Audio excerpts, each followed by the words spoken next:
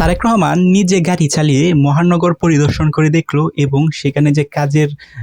অগ্রগতি সেটা কিন্তু নিজ চোখে প্রদর্শন করলো। তো দেখেন, বাংলাদেশের এই প্রথম একজন প্রধানমন্ত্রী হলো যে কিনা হচ্ছে নিজ দায়িত্বে সেগুলোকে পরিদর্শন করে। এর আগে কোনো প্রধানমন্ত্রী করে কিনা আমি জানি না, but right now recently Tarique Rahman যে কাজগুলো করছে সেটার জন্য কিন্তু জনসাধারণ মনের মধ্যে কিন্তু তিনি জায়গা করে নিচ্ছে। সো একের পর এক কিন্তু উনি চমক দেখাচ্ছে এবং রিসেন্টলি হুটহাট কোনো কথা নেই, উনি হচ্ছে যে সময় মন চায়, ওনার যে সময় মন চায় যেন পরিদর্শন করা উচিত, উনি বিভিন্ন স্থানে কিন্তু যায়, বিভিন্ন মহানগরে যায়, বিভিন্ন স্থানে যায়, বিভিন্ন অফিস আদালত, বিভিন্ন সরকারি কর্মকর্তার খোঁজ খবর নেয় এবং নিড অ্যান্ড স্বচ্ছতা রাখার জন্য তিনি হুটহাট করে সেখানে যাওয়ার পর কিন্তু সেগুলোর খোঁজ খবর নেয়। সো এভাবে যদি হুটহাট করে তারেক রহমান এভাবে খোঁজ খবর নেয়, বাংলাদেশ সত্যি কিন্তু নেক্সট লেভেলে চলে যাবে এবং একদম নিজে প্রত্যক্ষদর্শী হয়ে কিন্তু সেগুলোকে পরিদর্শন করতেছে। ঈদের সময় তো আপনারা দেখছেন বর্জ্য ঠিকঠাক নিষ্কাশন করা হয়েছে কিনা, হুট করে কিন্তু গাড়ি নিয়ে বের হয়ে গেছে, নিজে গাড়ি চালাচ্ছে এবং গাড়ি চালিয়ে কিন্তু সেগুলোকে পরিদর্শন করছে বা ভিজিট করছে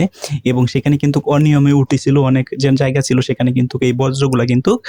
হচ্ছে নিষ্কাশন করা হয়েছিল এবং সেই যাদেরকে দায়িত্ব ছিল বা সেটার দায়িত্বে ছিল তাদের বিরুদ্ধে কিন্তু একটা স্টেপ নিছিল। তো এভাবে কিন্তু বিভিন্ন যে মহানগর আছে রাজধানী সেখানে কিন্তু উনি পরিদর্শন করে হুটহাট, কোনো কথা নেই, জাস্ট 10 মিনিটের ভিতরেই ওনার মন চাচ্ছে যে উনি পরিদর্শন করবে এবং এগুলো ঘুরে দেখবে এবং কাজের অগ্রগতিগুলো দেখবে। সো তারা কিন্তু নিজেই কিন্তু গাড়ি চালাচ্ছে, আপনি দেখবেন যে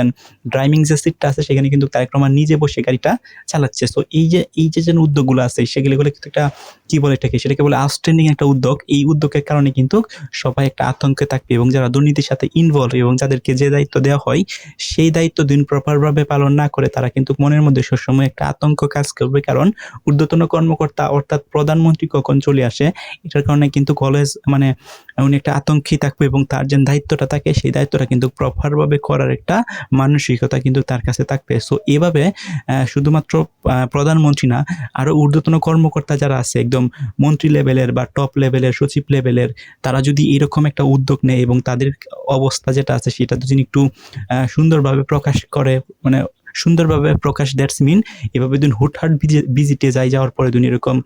ধরা হয় যারা দুর্নীতির সাথে ইনভলভ বা কোথায় কি অনিয়ম হচ্ছে, তাহলে কিন্তু সরকারি যে অফিস আদালত বা সরকারি ইন্টারল অফ গভর্নমেন্টের ভিতরে যে অনিয়মগুলো হচ্ছিল সেগুলো কিন্তু অনেকটা থেমে যাবে। রিসেন্টলি কিন্তু আমরা দেখছি অনেক ভূমি অফিস, ভূমি কর্মকর্তা, ভূমি মন্ত্রী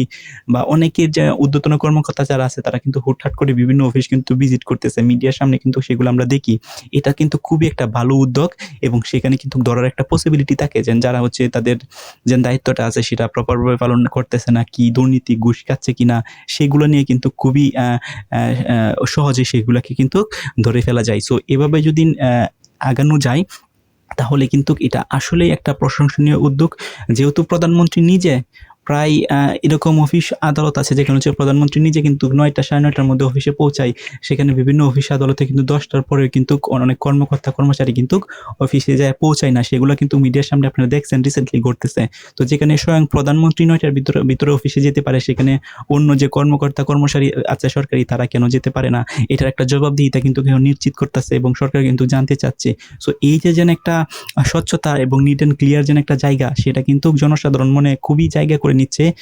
বর্তমান সরকার অর্থাৎ তারেক রহমান। এবং তারেক রহমানের যে উদ্যোগগুলো দেখবেন রিসেন্টলি কিছুদিন পর কিন্তু যে উদ্যোগগুলো নেই সেই উদ্যোগগুলো কিন্তু সত্যি প্রশংসনীয় একটা উদ্যোগ নেই এবং এটা কিন্তু তারেক রহমান জনসাধারণ নিয়ে কাজ করতে হয় এবং জনসাধারণ কি করলে ভালো হয় সেই বিষয়টা নিয়ে কিন্তু অলওয়েজ তার মাথায় থাকে এবং সেই অনুসারে কিন্তু উনি কাজগুলা কিন্তু কিভাবে করে থাকে এবং স্বচ্ছতা যাতে নিশ্চিত করা যায় সেই কাজগুলা করে। সো আপনাদের মতামত কি কমেন্ট করে জানান।